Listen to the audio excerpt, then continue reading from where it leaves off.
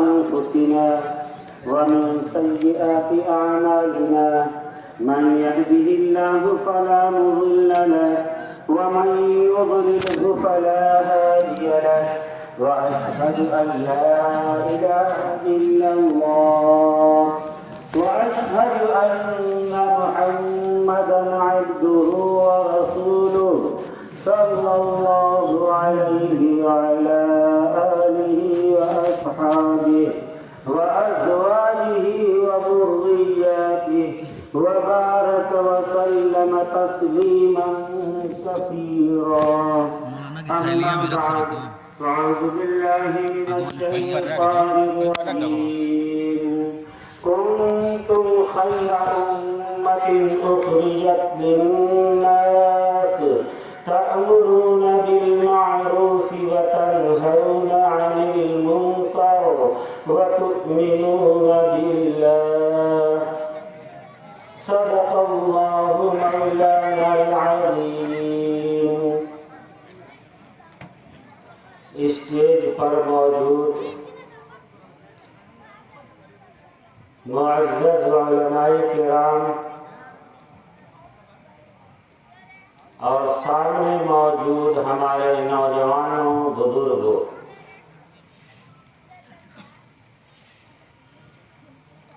چار مہینے سے اصلاح معاشرہ کا یہ پروگرام محمد آباد کے ہر خطے میں منعقد کیا گیا. ہمارا یہ آج 16واں پروگرام ہے، 17واں پروگرام ہے، یعنی سال کا 1/3 حصہ ہم نے اصلاح معاشرہ کے پروگرام میں صرف کیا ہے.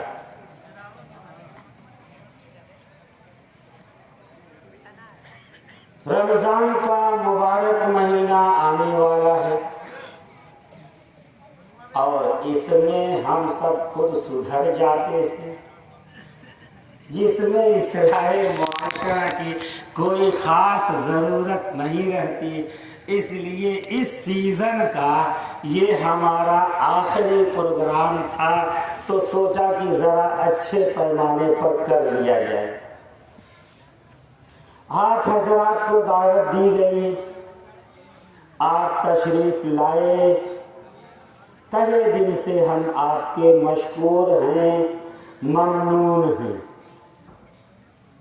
ابھی تو فی الحال ہم یہ لفظ اس لیے استعمال کر رہے ہیں کہ ہم آپ کے ممنون و مشکور ہیں، کیونکہ ایسا آپ خود سمجھتے ہیں کہ ان جلسوں میں آ کر تعداد بڑھا کر جلسے کو رونق بخشنے میں ہمارا بہت بڑا کردار ہے اور منتظمین پر بہت بڑا احسان ہے، تو ہم آپ کے اس احسان پر آپ کے ممنون و مشکور ہیں.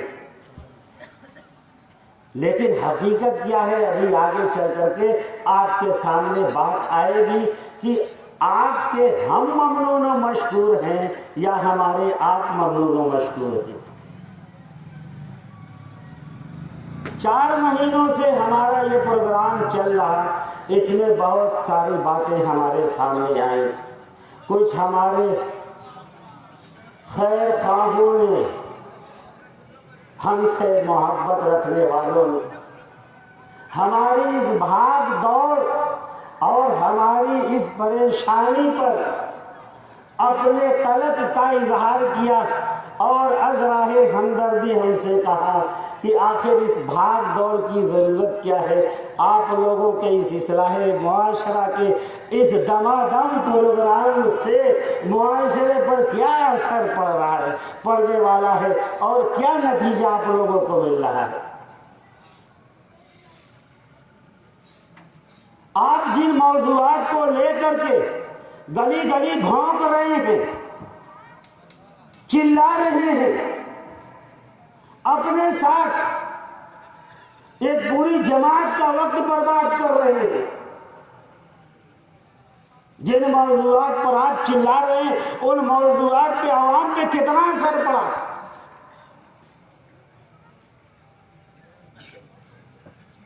ہم پسپائی اختیار کرتے ہیں، ان کی محبتوں کا شکریہ ادا کرتے ہیں کہ بھئی آپ نے عذرائے ہمدردی ہماری محبت میں ہمارے راحت و آرام کے خیال سے جو آپ نے نیک مشورہ دیا ہے اس مشورے پر ہم آپ کے شکر گزار ہیں، لیکن ایک سوال کرتے ہیں۔ سوال یہ ہے کہ ایک جہاز جو 2 منزلہ ہو، پانی کا جہاز ہو، اس پانی کے جہاز میں 2 درجے ہوں، 2 منزلیں، نیچے والوں کو پانی کی ضرورت ہو اور میٹھے پانی کا ذخیرہ چھت کی جہاز کی بالائی منزل پر ہو، جہاز کی نچلی منزل پانی سے قریب، لیکن وہ پانی کیسا؟ سمندر کا پانی کھارا ہوتا ہے، وہ پینے کے قابل نہیں ہوتا۔ اس لیے آپ جہاز کو جب دیکھیں، اس کی بناوٹ کو دیکھیں، تو ہر جہاز کے اندر پینے کے پانی کو اسٹوریج جہاز کی اوپری منزل پہ کیا جاتا ہے۔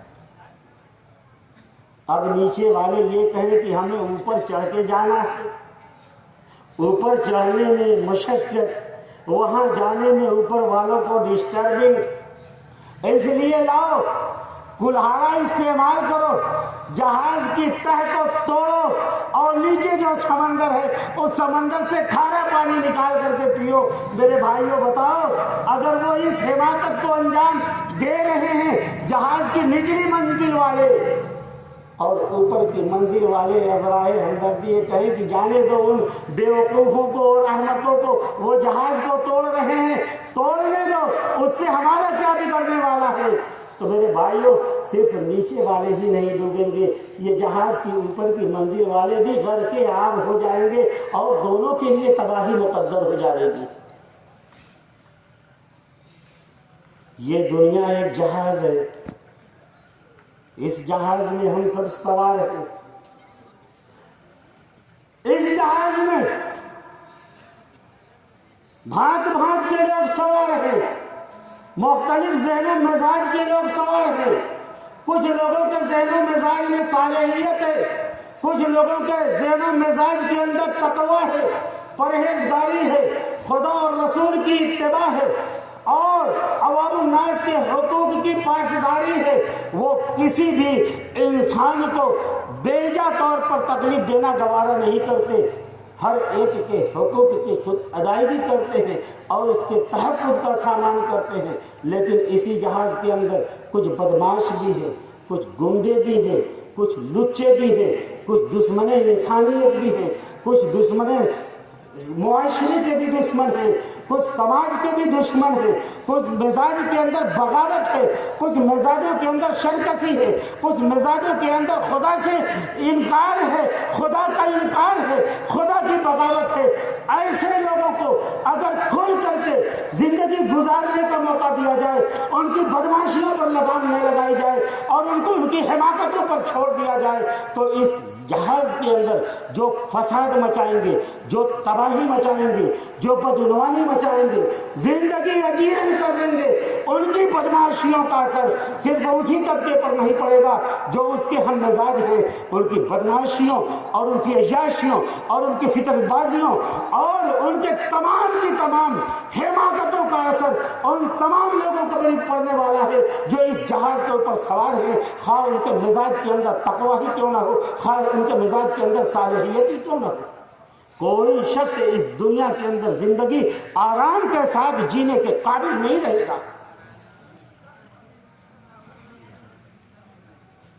کوئی جینے کے قابل نہیں رہے گا۔ اور اللہ کے رسول صلی اللہ علیہ وسلم نے یہی مثال بیان کی ہے، اور اس کے راوی حضرت نعمان ابن بشیر ہیں۔ یا آپ صلی اللہ علیہ وسلم نے ارشاد فرمایا کہ اس روئے زمین پر خدا کے حکموں کی نافرمانی کرنے والے اور ان کے ان برے کاموں پر مداہنت اختیار کرنے والے، چشم پوشی کرنے والے اور ان کو نظر انداز کرنے والوں کی مثال ایسے ہی ہے جیسے ایک پانی کا جہاز ہو، 2 منزل والا ہو اور اس پر لوگ سوار ہو گئے اور قرآن اندازی سے اپنی اپنی منزلیں طے کر لی، اپنے اپنے ٹھکانے طے کر لیے، کچھ نیچے کے منزل پر آ گئے، کچھ اوپر کے منزل پر چلے گئے۔ اب نیچے کے منزل والے پانی لینے کے لیے اوپر جا رہے ہیں اور وہ یہ سوچ رہے کہ اوپر جانے میں ہمیں بھی دقت اور اوپر والوں کو بھی پریشانی، اس لیے لاؤ جہاز کے نیچے سوراخ کیا جائے اور پانی کا انتظام نیچے سے کیا جائے۔ یہ مثال میں نے نہیں بیان کی، یہ مثال اللہ کے رسول صلی اللہ علیہ وسلم نے بیان فرمائی۔ آئیے اپنے معاشرے کے اندر ایک زمانہ تھا خیر القرون کا، اللہ کے نبی صلی اللہ علیہ وسلم کا پاکیزہ زمانہ تھا جس کو حدیث کے اندر خیر القرون کہا گیا، جہاں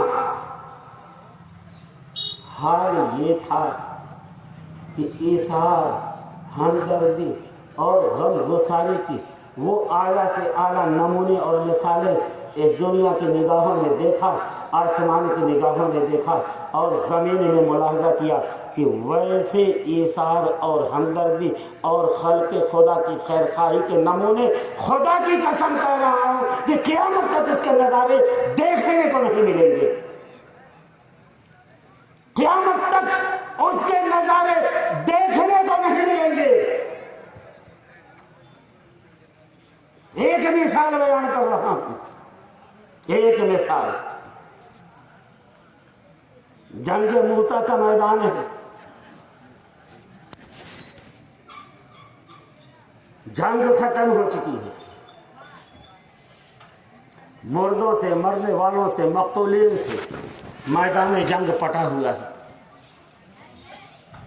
ایسے میں ایک صحابی پانی کا مشکیزہ لے کر چلا میدان جنگ میں کہ میرا چچا زاد بھائی بھی اس میدان جنگ کے اندر اس جنگ میں شامل تھا، نظر نہیں آ رہا ہے زندوں میں، ذرا دیکھوں کہیں وہ یا تو شہید ہو گیا یا وہ کہیں زخمی حالت میں پڑا ہے، زخمی حالت میں پڑا ہے تو کم سے کم آخری وقت میں اس کے حلق میں پانی کے 2 قطرے ٹپکا دوں۔ مشکلات لے کر کے چل رہے ہیں، تلاش کرتے ہوئے اپنے چچا زاد بھائی کو پایا کہ ایک جگہ پڑا، کرا رہا ہے، آخری وقت ہے۔ انہوں نے سوچا کہ مشکیزے کو کا منہ کھول کر اس کے منہ کے اندر پانی ٹپکا دوں، جب تک کہ بغل سے کراہنے کی آواز آئی، بغل سے کراہنے کی آواز آئی۔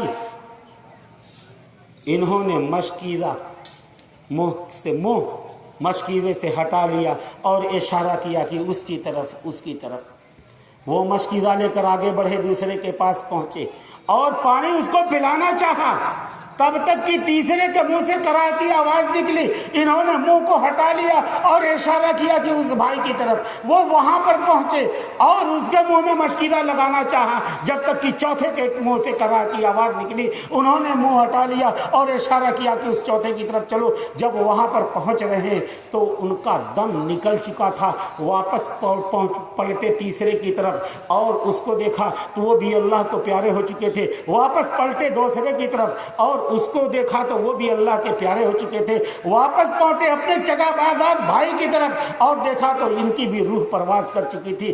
ایثار کے اور ہمدردی کے ایسے نمونے آج اگر دنیا کہیں پیش کر دے، خدا کی قسم کر رہا ہوں کہ میں اس کی غلامی کرنے کے لیے تیار ہوں۔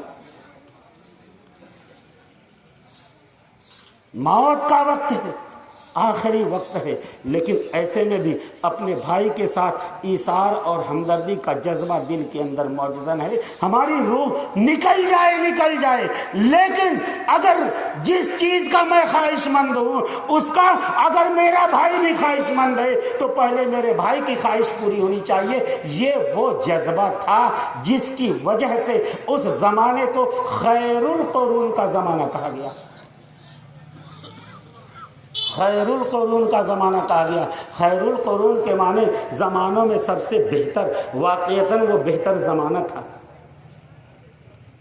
تنگ دستی کا زمانہ تھا، ہر گھر کے اندر آگ نہیں جلتی تھی۔ ایک صاحب نے بکری کا بچہ ذبح کیا، مہمان آئے ہوئے تھے، بکری اپنے بچے گوشت بنایا اور اس کا جو سرا بچا ہوا تھا وہ سوچا کہ اپنے پڑوسی کے یہاں بھیج دوں، معلوم نہیں اللہ کے اس بندے کے گھر میں کتنے دنوں سے گوشت نصیب ہوا ہوگا، بھیج دیا پڑوسی کے یہاں۔ پڑوسی کے یہاں جب وہ سری پہنچی تو انہوں نے سوچا کہ ارے ہو سکتا ہے بھئی غربت کا زمانہ ہے، ہر ایک کا حال تو ہمیں معلوم ہے، ہو سکتا ہے کہ ہمارا وہ بھائی جو پڑوسی ہے وہ ہم سے زیادہ اس گوشت کا مستحق ہو، کیونکہ ہم سے زیادہ دنوں سے ہو سکتا ہے گوشت نہ کھایا ہو۔ بھیج دیا اس کے ہاں شدہ بکری کا یہ سرا، گھومتے گھامتے اسی گھر کے اندر آیا جس گھر میں بکری ذبح ہوئی تھی۔ ملے گے ایسے نمونے؟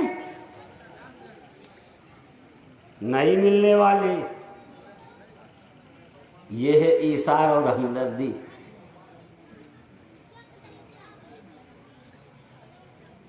تجارت اس زمانے میں بھی ہوتی تھی، لوگ لین دین اس زمانے میں بھی کرتے تھے، لیکن کسی صارف کو، کسی خریدار کو، کسی دکاندار سے کوئی شکایت نہیں ہوتی تھی کہ اس نے ناپ تول کے اندر کمی کر دی یا ہمیں سامان دینے میں دھوکہ دے دیا۔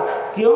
اس لیے کہ زبان رسالت سے ایک جملہ نکلا تھا، من غشنا فلیس منا، جس نے ہمیں دھوکہ دیا وہ ہمارے معاشرے میں شامل نہیں ہے، وہ جماعت المسلمین میں داخل نہیں ہے۔ صرف زبان رسالت سے نکلا ہوا ایک جملہ پورے معاشرے کی اصلاح کے لیے کافی تھا۔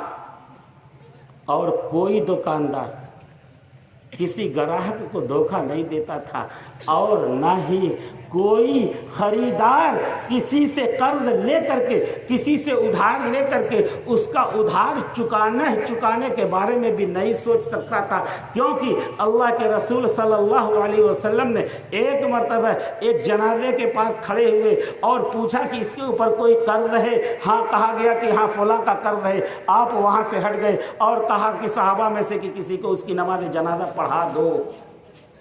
یہی ایک نمونہ پورے معاشرے کی اصلاح کے لیے کافی ہوتا تھا۔ اور اللہ کے رسول صلی اللہ علیہ وسلم نے اپنی زبان رسالت سے یہ پیشن گوئی کر دی کہ ہم نے اس معاشرے کو جس اعلیٰ مقام پر پہنچایا ہے، ایک وقت ایسا آئے گا کہ امن و امان کا وہ دورہ ہوگا کہ ایک عورت مدینے سے سونے کے سکے اچھالتی ہوئی چلے گی اور مکے کے فلاں مقام تک پہنچے گی، لیکن کوئی شخص لالچ کی نگاہوں سے اسے نہیں دیکھے گا، کوئی چھیننے کی اس کے بارے میں سوچ بھی نہیں سکتا، کوئی لوٹنے کے بارے میں تصور بھی نہیں کر سکتا، اور امن و امان کا وہ زمانہ دیکھا گیا، وہ خیر القرون کا زمانہ تھا۔ لیکن آج 1400 صدیاں گزر چکی اور زمانہ الٹے پیر چل رہا ہے، مائل بین حطاط و تنزلی ہے۔ ظاہر سی بات ہے کہ سورج جب ایک دم نصف النہار پر پہنچ جائے تو پھر آگے بڑھتا ہے تو اس کی تپش میں اور اس کی روشنی میں کمی ہوتی جاتی ہے۔ ایسے ہی جب معاشرہ خیر کے بالکل نصف النہار پر پہنچ چکا تھا، اب زمان رسالت سے جتنی زیادہ دوری ہوتی چلی جا رہی ہے، خیر کے اندر کمی ہوتی چلی جا رہی ہے، انحطاط آتا چلا جا رہا ہے، زوال آتا چلا جا رہا ہے، تو ظاہر سی بات ہے کہ جب خیر کے اندر کمی ہوگی تو کس چیز کی زیادتی ہوگی، کس چیز میں اضافہ ہوگا؟ بھائی فساد کے اندر اضافہ ہوگا، بگاڑ کے اندر اضافہ ہوگا۔ یہ کوئی پوچھنے کی بات ہے؟ یہ تو 2 اور 2 4 کی طرح واضح بات ہے۔ 14 صدیاں گزر چکی، آج معاشرہ کس مقام پر کھڑا ہے؟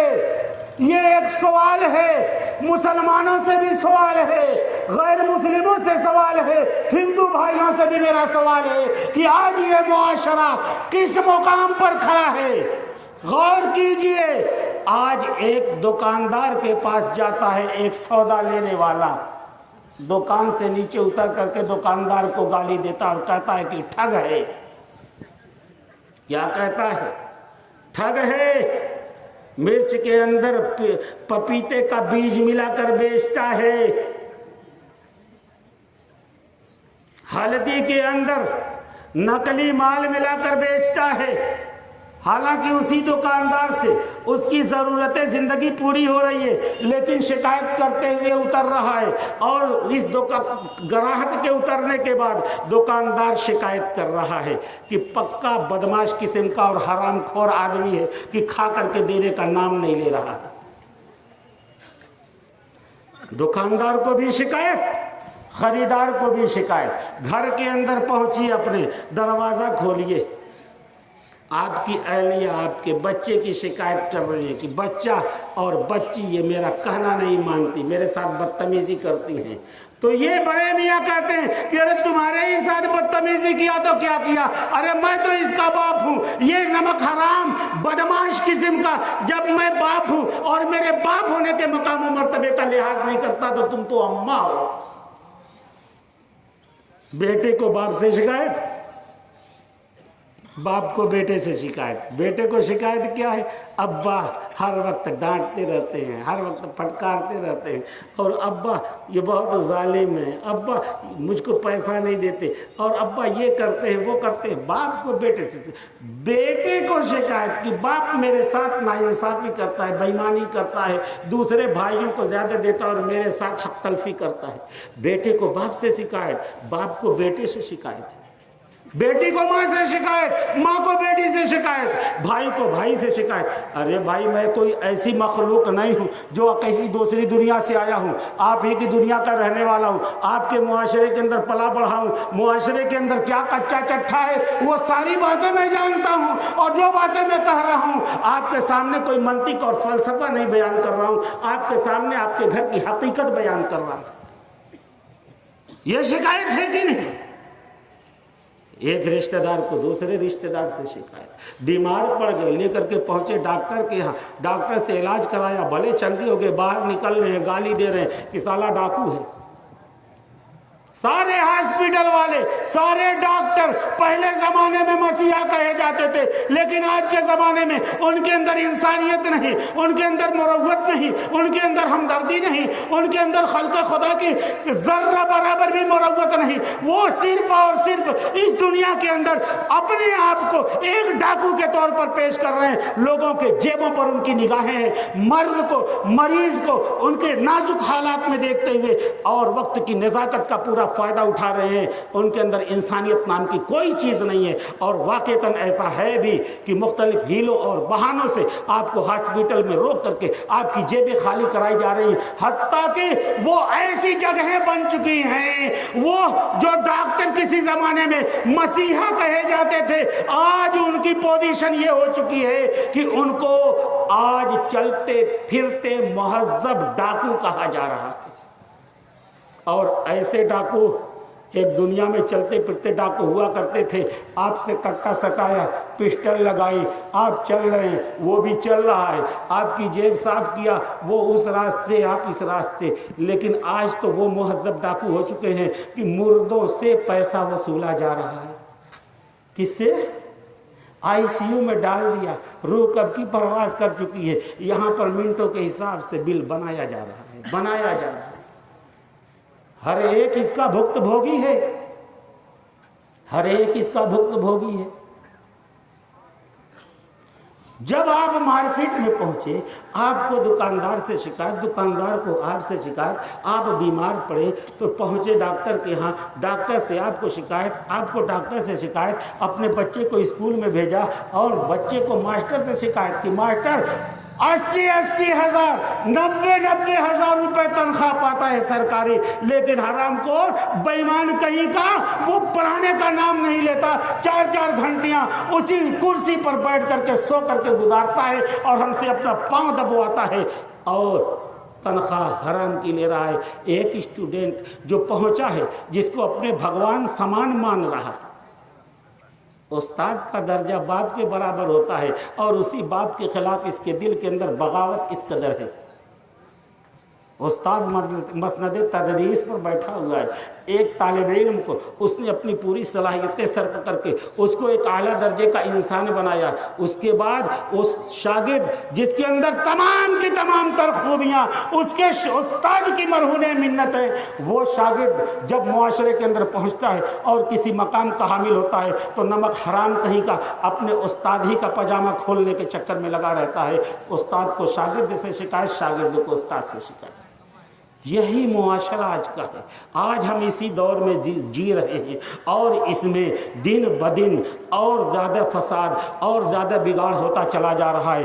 آپ تو مگن ہیں اپنی دنیا کمانے میں، آپ مگن ہیں اپنی دنیا کمانے میں، آپ کو چاہیے پیسہ، آپ کو چاہیے لوم کا چلنا، آپ کو چاہیے پیسہ، آپ کو چاہیے سعودی کا ریال، آپ کو چاہیے کویت کا ریال، آپ کو چاہیے مرغ کی بھنی ہوئی ٹانگیں، آپ کو چاہیے نرم و گداز بستر۔ آپ باہر نکل کر کے آپ نے کبھی سوچا کہ یہ معاشرہ جس کے اندر ہم جی رہے ہیں، ہمیں بھی ایک دن ڈاکٹر کے پاس جانا ہے، ہمیں بھی اسی استاد کے پاس اپنے بچے کو بھیجنا ہے، ہمارے بھی ایک دن اولاد ہوگی، ہم بھی ایک بیٹے کے باپ بنیں گے، ہم بھی ایک بیٹی کے باپ بنیں گے۔ یہ بھی اگر ہمارے ساتھ معاشرے سے متاثر ہو کر کے اگر اسی نہج پر چلے، ہمارے ساتھ بھی یہی زیادتی ہوئی، تو پھر اس دنیا کے اندر اس زندگی کا لطف ہمیں کیا ملے گا، جب آپ خود اس معاشرے کے ان خرابیوں سے، ان فسادات سے متاثر ہونے والے، اس کے باوجود بھی آپ سو رہے ہیں۔ آپ کو ایک گرم بوٹی چاہیے، ایک نرم بستر چاہیے، آپ کی جیب میں پیسہ چاہیے، اور ہم نکل کر کے اللہ نے جو ہمیں فریضہ دیا کہ اگر تم وارث نبوت ہو، یہ پوری جماعت بیٹھی ہوئی ہے، علماء کے بارے میں کیا کہا گیا؟ یہ وارث نبوت ہے۔ نبی کا کام کیا تھا؟ نبی کا کام کیا تھا؟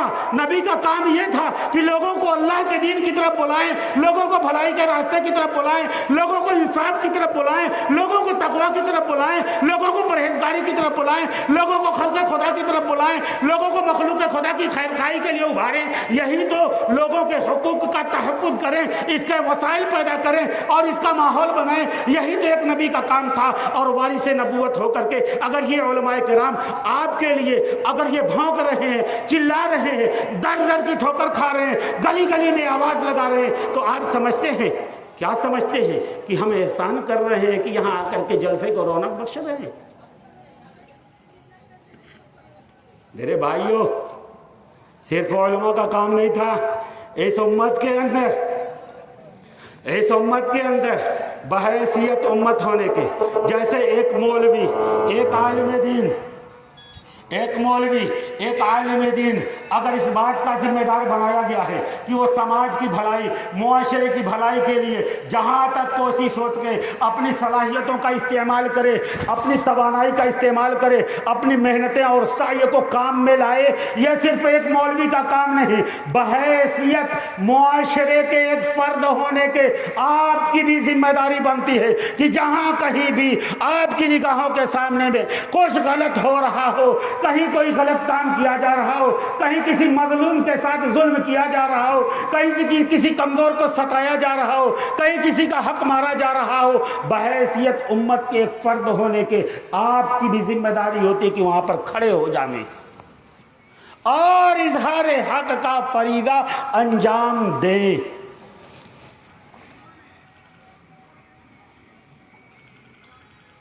آپ سمجھتے ہیں کہ حضرت مولانا صاحب اور اس قبیلے کے جتنے لوگ ہیں یہ 5-6 ہزار روپے کی تنخواہ والے ہیں، کھانے سے زیادہ تو ان کو کھانے کے برابر تو پوجتا نہیں، بیچارے بچا کے کہاں سے رکھیں گے؟ بچا کے کہاں سے رکھیں گے؟ اس لیے جب لڑکے اور لڑکیاں ان کے ہوں گے، شادی بیاہ کا مرحلہ آئے گا، پھوٹی کوڑی ہے نہیں، تو اصلاح معاشرہ کا پروگرام کر کے ماحول بنایا جا رہا ہے۔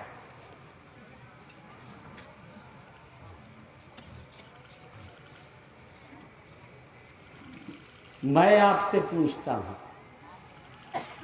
6,000 روپے میں آپ اپنے گھر کا خرچ چلا سکتے ہیں؟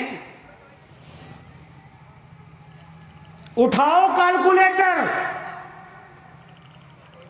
گھر میں 5 افراد ہیں، دال کا ریٹ لکھو پلس مارو، گوشت کا ریٹ لکھو پلس مارو، مرچا تیل مسالہ کا ریٹ لکھو پلس مارو، ایک ہفتے جاتے جاتے آپ کا آدھا پیسہ ختم ہو جاوے گا۔ 6,000 روپے میں 2 ہفتے کا خرچہ آپ چلا سکتے ہیں، وہ بھی اس وقت جبکہ کما لو کہ یہاں ہفتے میں صرف 3 دن جائیں۔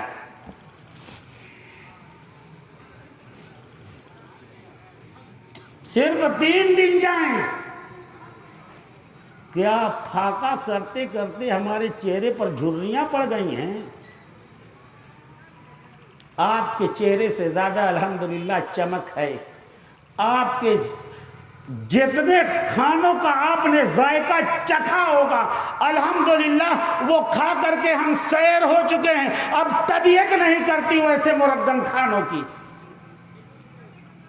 نہ آپ سے خراب پہنتے ہیں، نہ آپ سے خراب کھاتے، آپ سے اچھا کھاتے ہیں الحمدللہ، آپ سے اچھا پہن رہے۔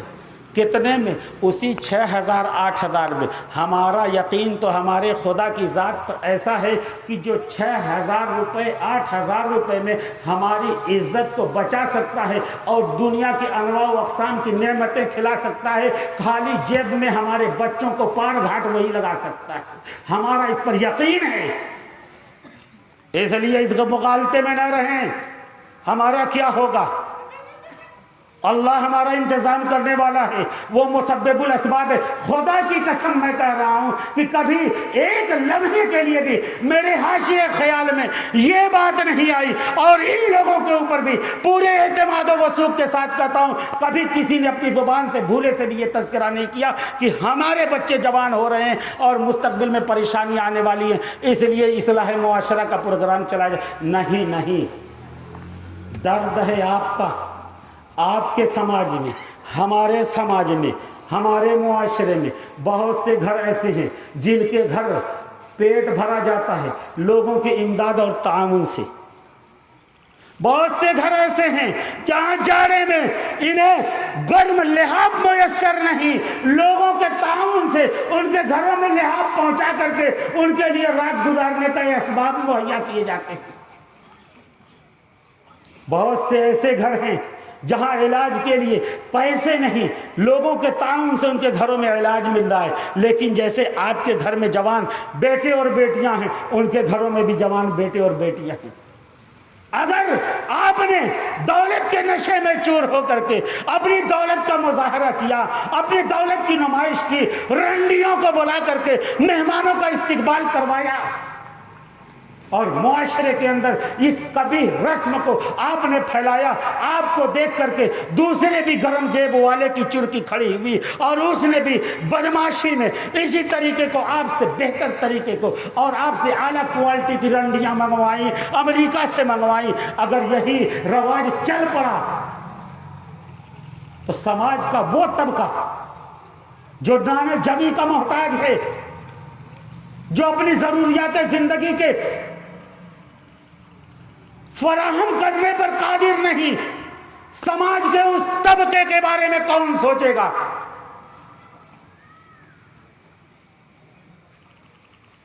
کون سوچے گا؟ اگر آپ اسی جیسے 2 ٹانگوں کے مالک، ایک بھیجے کے مالک، شکل و صورت سے انسان ہیں، اپنے آپ کو اسی سماج اور معاشرے کا ایک فرد سمجھ رہے ہیں جس سماج اور معاشرے میں غریب اور غربا بھی پل رہے ہیں، تو کیسے انسان ہو میرے بھائی کہ آپ کے دلوں میں ان کے متعلق درد کا احساس نہیں جاگ رہا؟ نکل جاؤ اس معاشرے سے، بڑھیا بستر اٹھاؤ، بیچ دو ان مکانات کو، چلے جاؤ دریا کے کنارے، چلے جاؤ سیوانوں میں، وہاں جا کر کے اپنی زندگیاں گزارو۔ کیوں؟ اس لیے کہ جس سماج کے بارے میں آپ نہیں سوچ رہے، جس سماج کے غربا اور مساکین کے بارے میں آپ کے دلوں میں ہمدردی کا جذبہ پیدا نہیں ہو رہا ہے، اس سماج کے درمیان اور اس سماج کے اندر رہنے کا آپ کو حق بھی نہیں ہے۔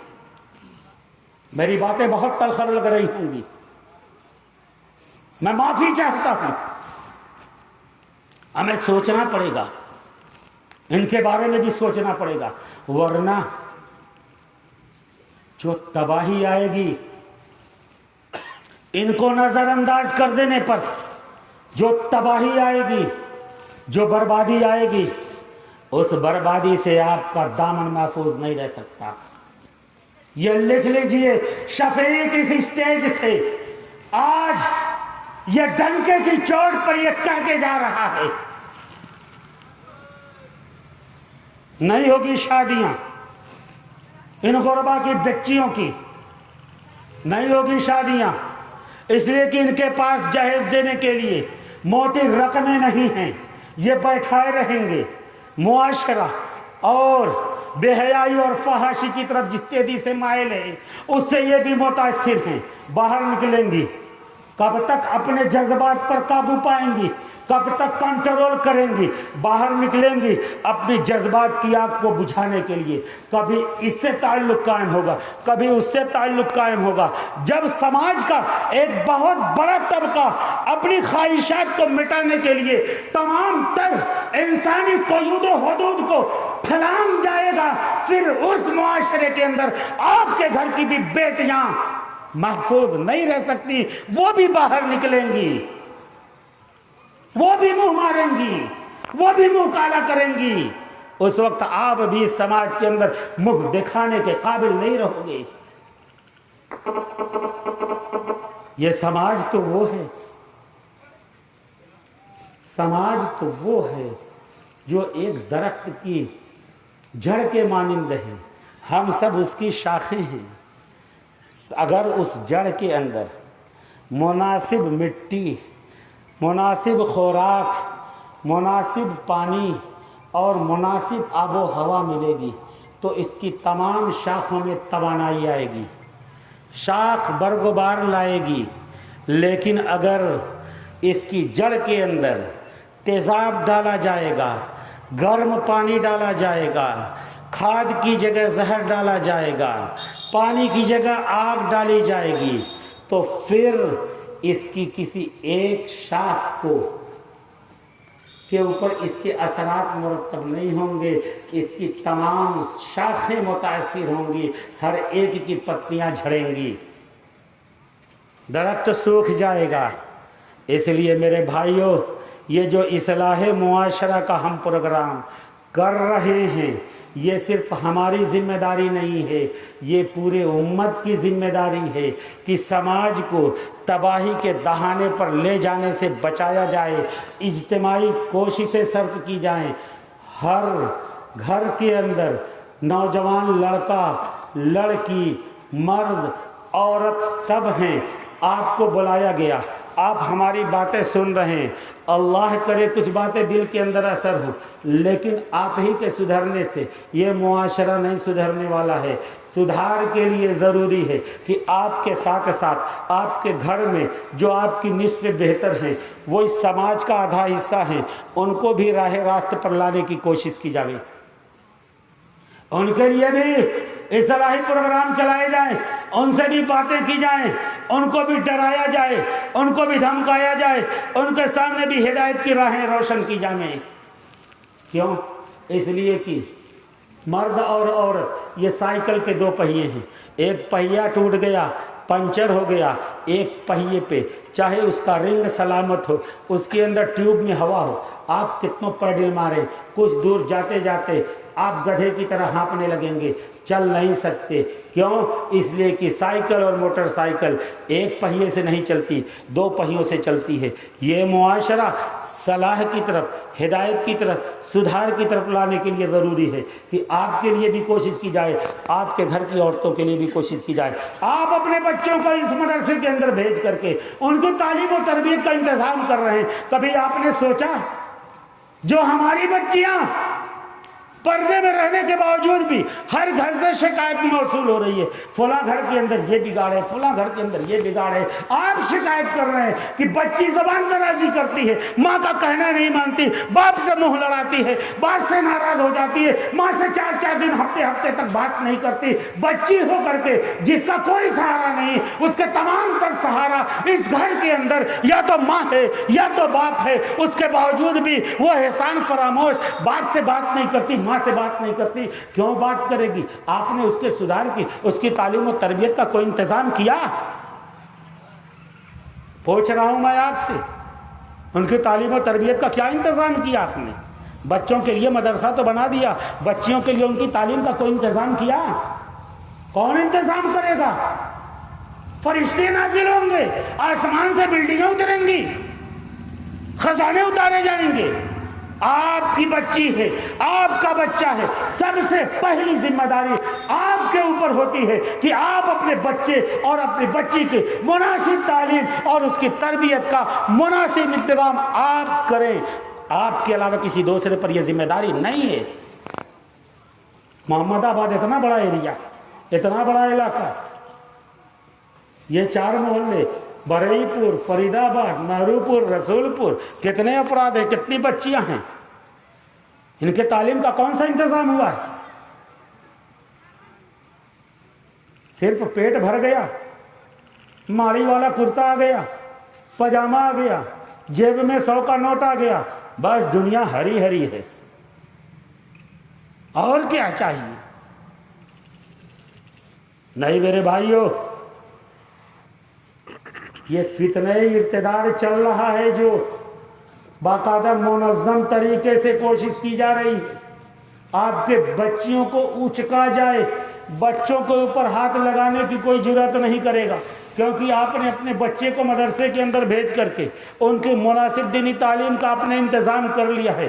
بچیاں نصف عقل والی، جذباتی، ان کی مناسب تعلیم کا انتظام نہیں ہوا۔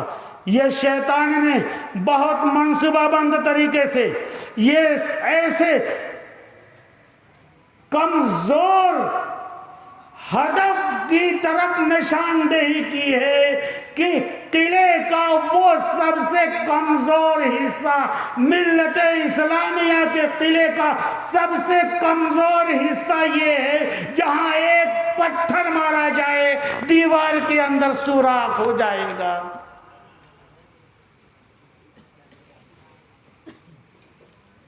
سب سے کمزور حصہ، فلاں نے دھرم پریورتن کر لیا، فلاں فلاں کے ساتھ چلے گئے، فلاں فلاں کے ساتھ چلے گئے۔ کبھی آپ کی روح نہیں کانپی؟ کبھی آپ کے آنکھوں سے خون نہیں نکلا؟ یہ سوچ کر کے کہ قرآن ہمیں بتا رہا ہدایت کا راستہ، عقیدہ توحید، دین اسلام جس نے چھوڑ دیا، اللہ کی وحدانیت کا انکار کر دیا، شرک کی دلدل میں دھس گیا، یہ دنیا چاہے ایسی ہو کہ اس کے قدموں کے نیچے اشرفیاں بچھی ہوں، اس کے ہر وقت اس کے سانسیں غلام سے معطر ہو رہی ہوں، نرم و گداز بستر پہ وہ سو رہا ہو، لیکن خدا کی قسم دنیا کی یہ تمام کی تمام انواع و اقسام کی نعمتیں کوئی حیثیت نہیں رکھتی۔ کیوں؟ اس لیے کہ آنکھ جس دن بند ہوگی پھر زندگی کے جس خطرناک مرحلے میں پہنچیں گے وہاں کوئی بچانے والا نہیں ہوگا۔ ہمارے نطفے سے جنی، ہمارے جگر کا خون پیا، ہماری محنتوں کی کمائی کھائی، ہمارے جسم کا وہ ایک ٹکڑا اور جہنم کی آگ میں جلنے کے لیے جا رہا ہے۔ آپ کی روح کانپ جانی چاہیے تھی، لیکن نہیں۔ یہ کیا بزدلی ہے کہ آپ اپنے بچیوں کے تحفظ کا معقول انتظام نہیں کر سکتے، اور سب سے معقول انتظام میں یہ نہیں کہتا کہ آپ مقابلے پر آ جاؤ. میں یہ کہہ رہا ہوں کہ آپ اپنی بچیوں کو ایمان و عقیدے کے اعتبار سے اس درجہ پختہ بنا دو کہ کسی باطل کی للچائی ہوئی نگاہیں اس کے اوپر پڑیں تو اس کی آنکھیں وہ بچیاں خود پھوڑ دیں. یہ آپ کی ذمہ داری ہے.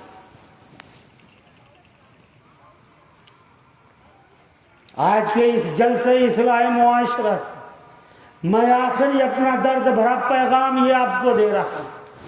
اٹھیے یہاں سے, گھروں میں جا کے باتیں کیجئے کیسے ہماری بچیوں کی تعلیم کا انتظام یہاں پر ہو, کیسے انتظام کیا جائے.